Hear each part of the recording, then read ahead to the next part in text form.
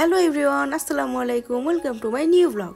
আজকের ব্লগে শেয়ার করছি দারুণ স্বাদের শাহী পায়েসের রেসিপি। প্রথমে এখানে নিয়ে নিলাম 2 কেজি পরিমাণ লিকুইড মিল্ক। তারপরে এখানে নিয়ে নিলাম 200 গ্রাম পরিমাণ চিনি গুঁড়া পোলাওয়ের চাল। এই চালটাকে এখন পরিষ্কার করে ধুয়ে নিতে হবে অ্যান্ড একটা স্ট্রেনারে করে এক্সট্রা পানিটাকে ঝরিয়ে নিতে হবে।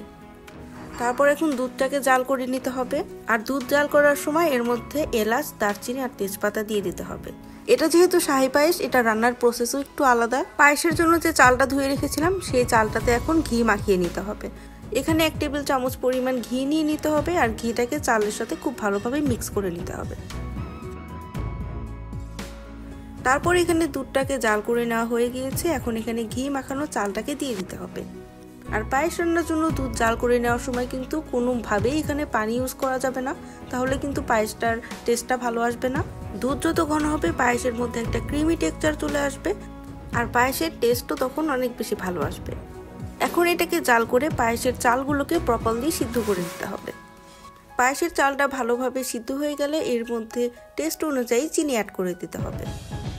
এখানে আপনারা আপনাদের টেস্ট অনুযায়ী চিনিটাকে বাড়িয়ে বা কমিয়ে দিতে পারবেন।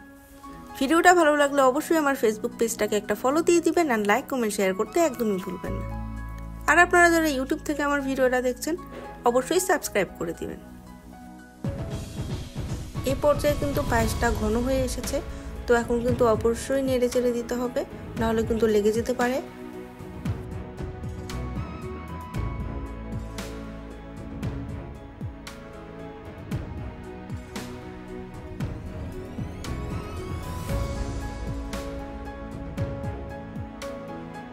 তারপর এর মধ্যে বাদাম দিয়ে দিতে হবে।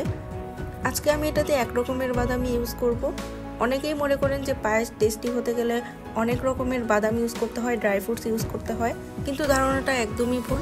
এখানে আমি পিনাট নিয়ে নিয়েছি। এখানে পিনাটটাকে ড্রাই রোস্ট করে হালকা ক্রাশ করে নিয়েছি অ্যান্ড এটাকে আমি পায়েসের মধ্যে মিশিয়ে দিলাম। এই স্টেপটা কিন্তু অবশ্যই ফলো করতে হবে, একদমই স্কিপ করা যাবে না। এই বাদামটা দেওয়ার কারণেই কিন্তু পায়েসের টেস্টটা অনেক বেশি বেড়ে যাবে। তো এখন বাদামটা দিয়ে পায়েসের সাথে খুব ভালোভাবে মিক্স করে নিতে হবে। আমার রেসিপিটা ফলো করে অবশ্যই আপনারা বাসায় ট্রাই করবেন, নিশ্চয়ই আপনাদের কাছে অনেক বেশি ভালো লাগবে। এই তো পায়েসটা রেডি হয়ে গিয়েছে। এখন আমি উপর থেকে কিছুটা বাদাম ছড়িয়ে দিয়ে ডেকোরেশন করে নিতে হবে। 4-5 রকমের বাদাম বা বিভিন্ন ধরনের ড্রাই ফ্রুটস ইউজ না করেও কিন্তু শুধুমাত্র চীনাবাদাম ইউজ করেই কিন্তু এরকম মজাদার শাহী পায়েস রান্না করা পসিবল। তো আপনারা বাসায় অবশ্যই ট্রাই করবেন এবং কেমন লেগেছিল অবশ্যই কমেন্ট করে জানাবেন। আজকের মতো বাই।